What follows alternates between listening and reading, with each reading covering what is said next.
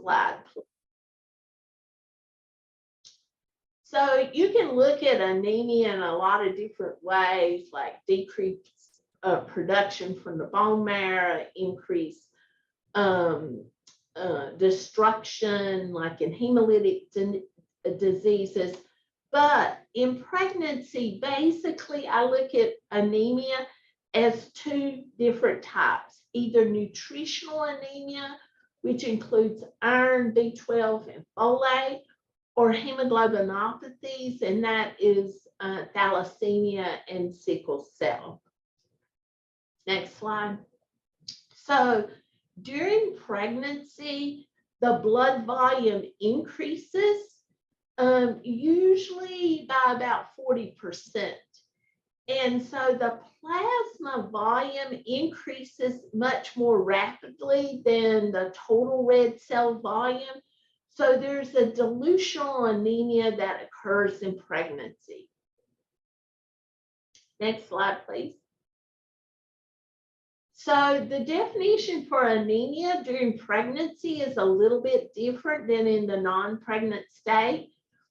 In the first trimester, it's a hemoglobin less than 11, and the same is true in the third trimester. But during the second trimester, it's a hemoglobin less than 10.5. If you'll go back to that prior slide, Rachel, you will see that around 28 weeks, there is a significant disparity between the blue and red line. And so that is the time of your maximal dilutional anemia. And around 32 weeks, it starts catching back up. Go back to the next slide. Now, in the postpartum period, the hemoglobin less than 10 is considered anemic. So this is slightly different in a non-pregnant person. So how do we screen for anemia? The number one way is with a hemoglobin and hematocrit. And on every hemoglobin and hematocrit, when somebody reports to me that there's anemia, my next question is, what's the mean corpuscle volume, MCV?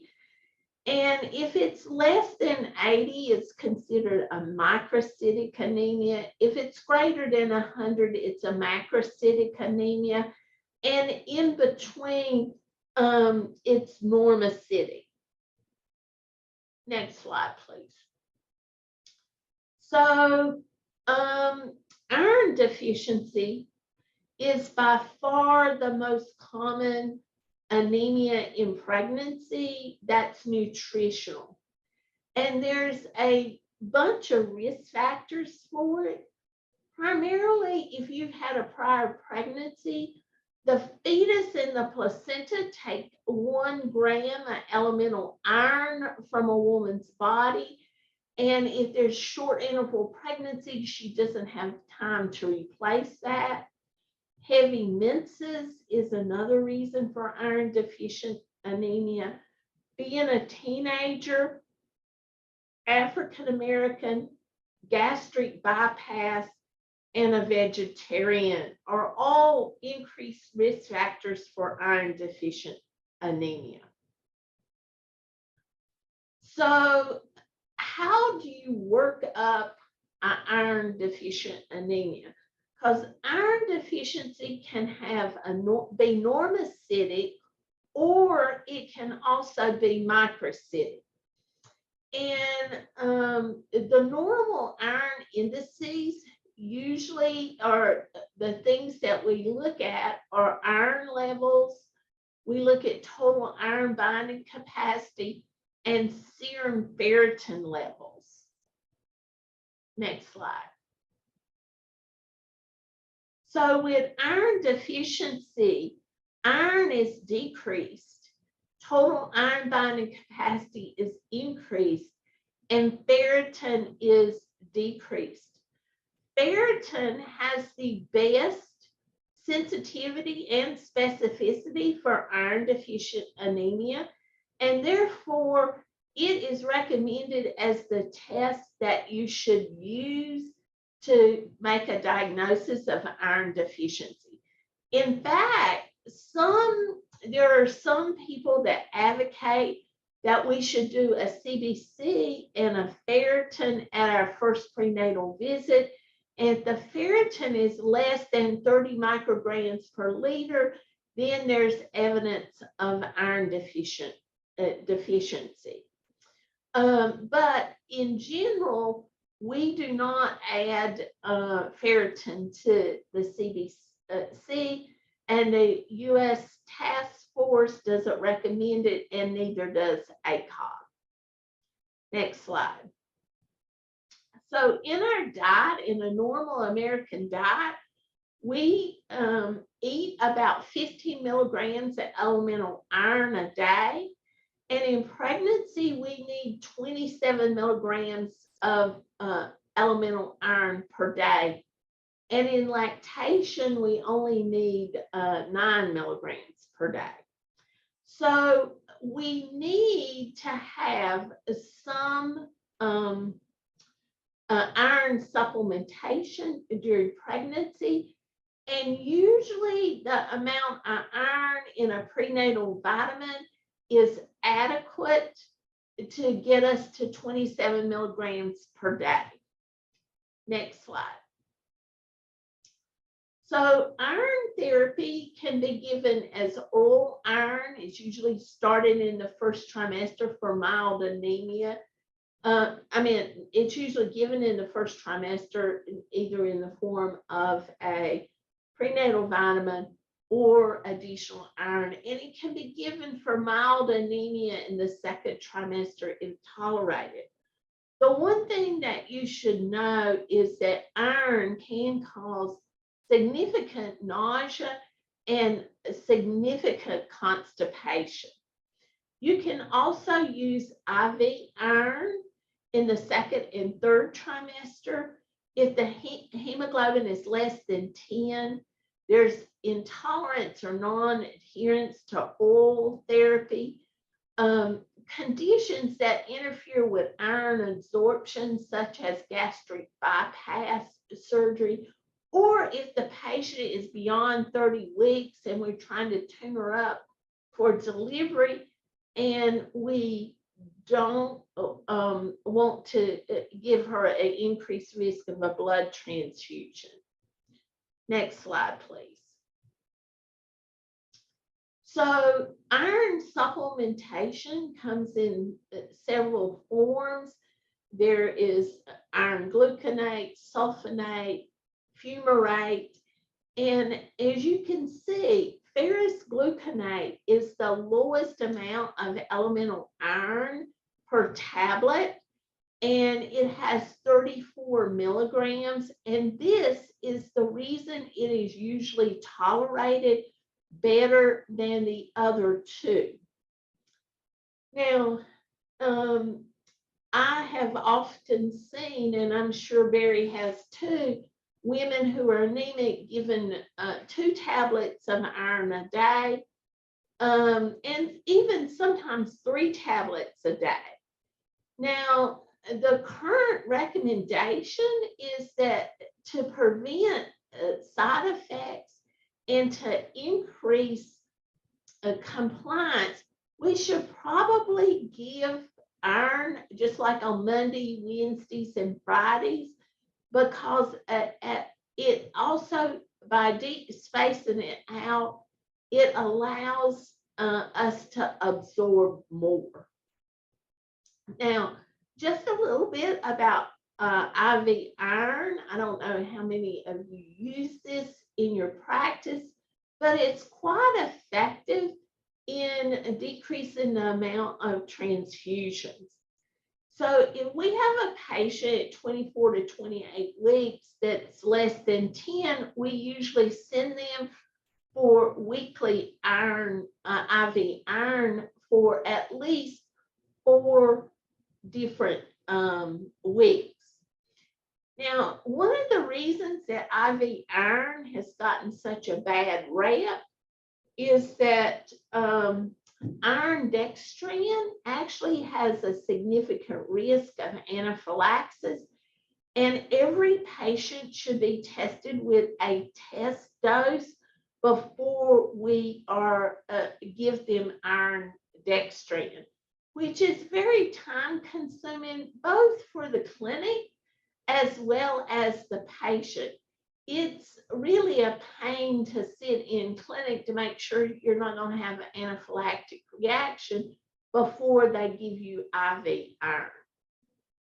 Now, ferric gluconate and iron sucrose do not require a test dose prior to giving, but the one time that a test dose is recommended is when patients have multiple allergies. They're allergic to penicillin, sulfa, some other drugs. So if patients are prone to allergies, multiple allergies, then a test dose is recommended for iron sucrose and ferric gluconate. But again, that is very rare. Next slide, please. So how do you follow a patient's response to treatment? So you can follow this either by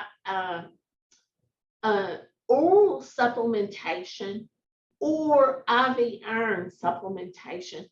The response is about the same regardless of the route. The reticulocyte count, the increased production of red blood cells, should be evident by 1 week.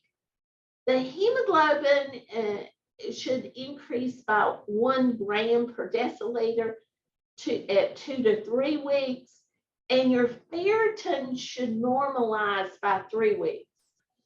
Now, this is what is said by ACOG technical bulletin, but to be honest, I actually don't check the hemoglobin until it's been a month, and I don't really repeat the ferritin level.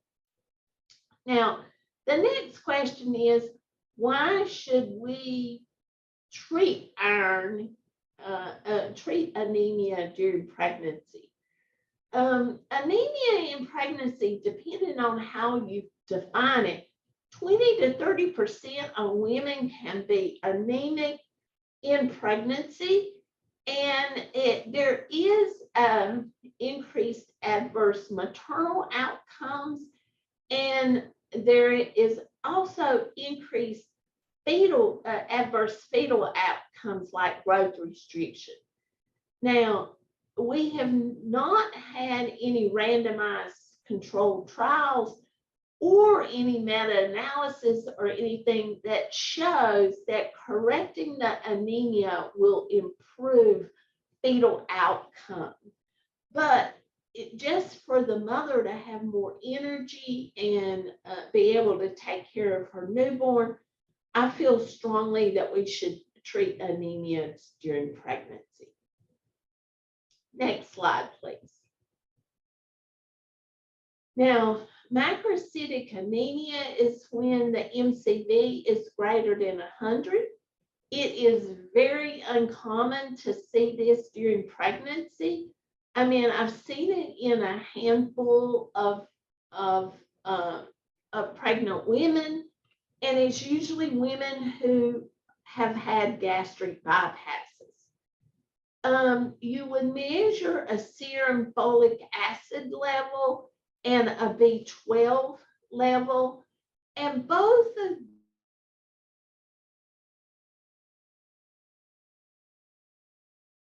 So we're going to pause for a moment because of technical difficulties. Dr. Johnson is in clinic, and the laptop that she's working on is still waiting for IT to come. So she let us know ahead of time that she would be kicked off and that she's going to Can you hear me? log back in. And now, yes, you're back in and you're all good to go.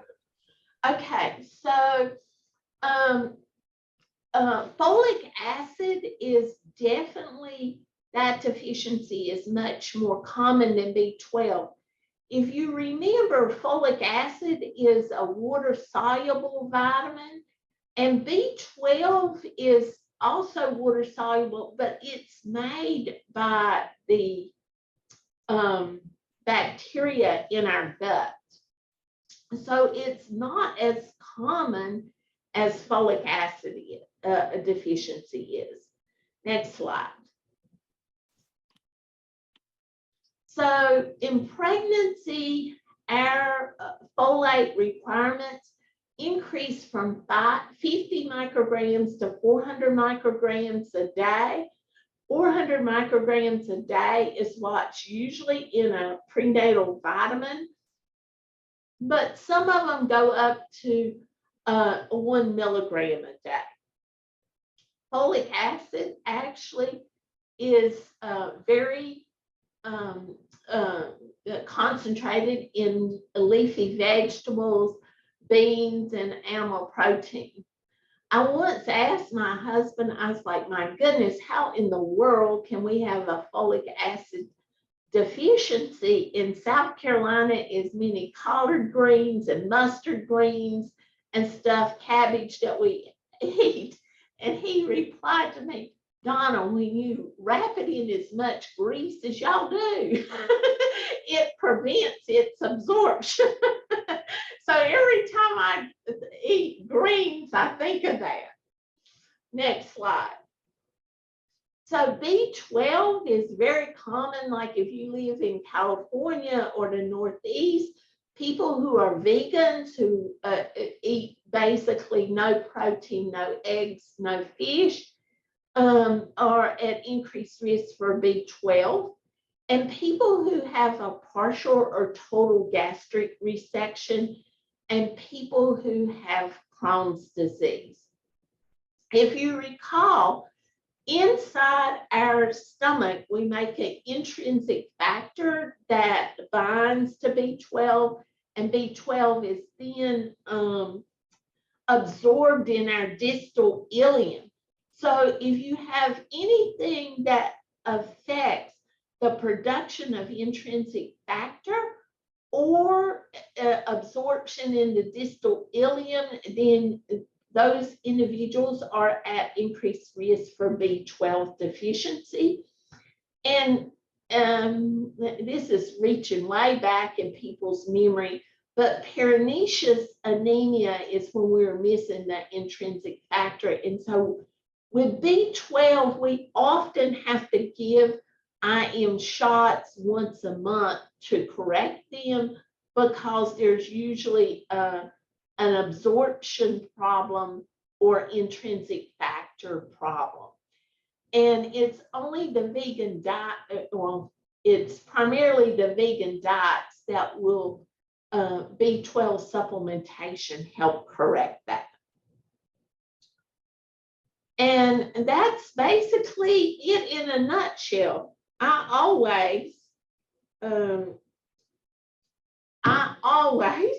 wonder why I pick a topic, and it seems like every time I do, I learn something. Before we go into questions and a discussion with the whole group, just a reminder that I gave you a little teaser at the beginning that next time we'll be having a discussion on vaccination and pregnancy. And again, I know that I hit this over the head a lot, but please make sure that you chat into Rachel, your first, last, your email, your credential, your name of practice and county. And as a friendly reminder, we are providing 1 hour of free CME for each session. And I will turn it over to Dr. Campbell to help facilitate our discussion. And we do invite folks to share their screens if able at this time. We invite lunch. Just helps create a sense of community. But we understand if you're unable to at this time. Nice.